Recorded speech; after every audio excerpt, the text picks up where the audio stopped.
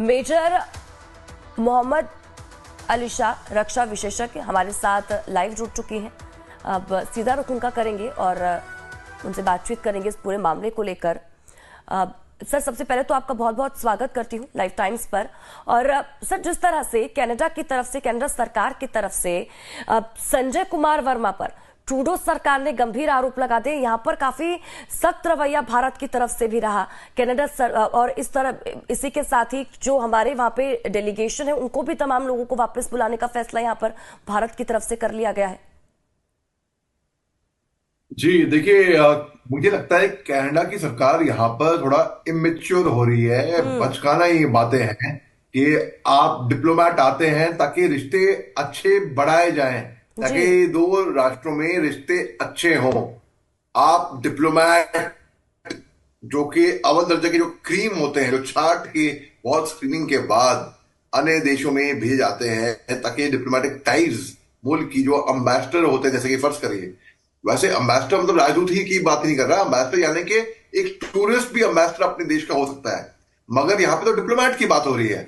जो डिप्लोमेट जो कि घाट के वहां पे भेजे जा रहे हैं, और अगर कोई राष्ट्र, कोई भी, चाहे कनाडा कोई भी राष्ट्र बोल रहा हो इन पे आरोप ये है, ये संगीन आरोप लगाए हैं, और रिश्ते बढ़ाने के बजाय, सुधारने के बजाय रिश्ते खराब कर रहे हैं, चाहे रिश्ते खराब हो रहे हो, तो ये वाकई में गंभीर बात है। और इसमें हिंदुस्तान की सरकार बिल्कुल पीछे नहीं हटेगी। हम अपनी तरफ से, हिंदुस्तानी जो हैं, हमारी इंटीग्रिटी बड़ी अच्छी होती है, हम वहां पे माने जाएंगे। हम देखेंगे कि क्या हमारे पे आरोप लग रहे हैं, हम भी इसके ऊपर एक्शन लेंगे। फिर हम खामोश नहीं बैठेंगे अपने ऐसी तोहमत के ऊपर। लेकिन मोहम्मद जी, क्योंकि जिस तरह से कनाडा और भारत के हमने रिश्तों को देखा है, कई मंचों पर दोनों ही जो देश हैं वो एक साथ खड़े नजर आते हैं, कई विषयों पर दोनों की जो सहमति है वो बनती भी है, लेकिन इस तरह से कनाडा सरकार की तरफ से इस तरह का आरोप लगा देना, अगर हम इस बीच भारत के स्टैंड की बात करें, और क्या कुछ सख्त रवैया भारत की तरफ से अपनाया जा सकता है यहाँ पर?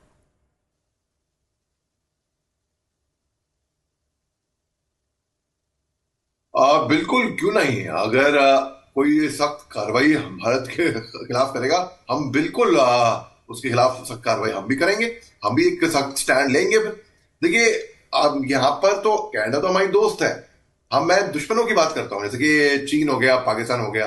हमारी फिलॉसफी ये बड़ी सरल है, हम किसी को छेड़ेंगे नहीं, लेकिन किसी ने अगर हमें छेड़ा तो हम उसे छोड़ेंगे नहीं। ये तो दुश्मनों की बात रही। ये तो दुश्मन है, ये कनाडा तो दोस्त है हमारी।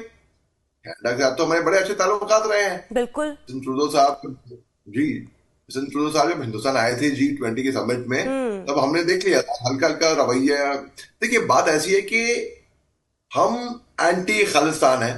खालिस्तानी जो हैं, अगर उनको खालिस्तान चाह रहे हैं, अगर ऐसा कोई मूवमेंट है, तो जस्टिन ट्रूडो साहब की जो वोट बैंक पॉलिटिक्स है, इनको सपोर्ट बहुत मिलता है यहाँ पे खालिस्तान, ठीक है। तो इसके लिए उनको सपोर्ट मिल रहा है, उनकी वजह से सत्ता में आ रहे हैं, तो जाहिर सी बात है उनकी तरफ उनका पक्ष, उनका झुकाव रहेगा। और जो कि विद इंडिया स्टैंड नहीं होगी वो, तो जाहिर सी बात, तो रिश्तों में दरार वहां पर आता है। अब जब वो G20 के टाइम पे हिंदुस्तान आए थे, तभी हमें देख लिया था कुछ खटास, कुछ गरम गरम, कुछ बात जम नहीं रही थी उस टाइम पे। तो उसके बाद फिर हमने देखा, अब जब डिप्लोमेट्स, भाई बहुत बड़ी बात है, ये बहुत बड़ी बात है, साथ डिप्लोमेट्स को वापस बुलाना, ये बहुत बड़ी बात है, ये एक सख्त कदम है वाकई में। तो हम भी सख्त पीछे कदम नहीं है, हटेंगे लेकिन अगर सर मैं हम पे आपसे ये कोई भी जानना चाहूंगी, क्योंकि ट्रूडो की तरफ से ये भी कहा गया कि भारत सरकार की तरफ से बातचीत करनी चाहिए थी इस पूरी चीज को लेकर, ये जो सख्त रवैया अपनाया गया है, लेकिन क्या बातचीत करने की गुंजाइश यहाँ पर रह जाती है क्या? बातचीत से ही बात हल होती है, मैं मानता हूँ, बहुत अच्छी बात है बातचीत करना, और सही बात आगे बढ़ती है। लेकिन जब आप इसमें यहाँ पे बातचीत करने की गुंजाइश कुछ थी ही नहीं। बातचीत की गुंजाइश भी तब होती है जब कोई गुंजाइश होती है, कोई उम्मीद होती है, कुछ सोल्यूशन निकलेगा, नहीं तो फिर वेस्ट ऑफ टाइम होगा। बातचीत करता है, बातचीत किस बात के लिए करनी है? आप इतना बड़ा संगीन इल्जाम लगा रहे हैं, आप ये कर रहे हैं, आप कुछ भी बोल सकते, you can get away with anything. तो इस तरीके, तो मैं सोच रहा हूँ कि बिल्कुल हिंदुस्तान की सरकार का, हमारी फॉरेन पॉलिसी अव्वल दर्जे की है, दुनिया दाग देती है इस बात की। तो मेरे ख्याल से हमारा जो स्टैंड है, हमारा जो मूव है, बिल्कुल सही है एकदम। लेकिन सर अगर कनाडा और अगर हम भारत के रिश्तों की बात करें, क्योंकि हम लगातार, क्योंकि इसका असर उन तमाम चीजों पर पड़ेगा।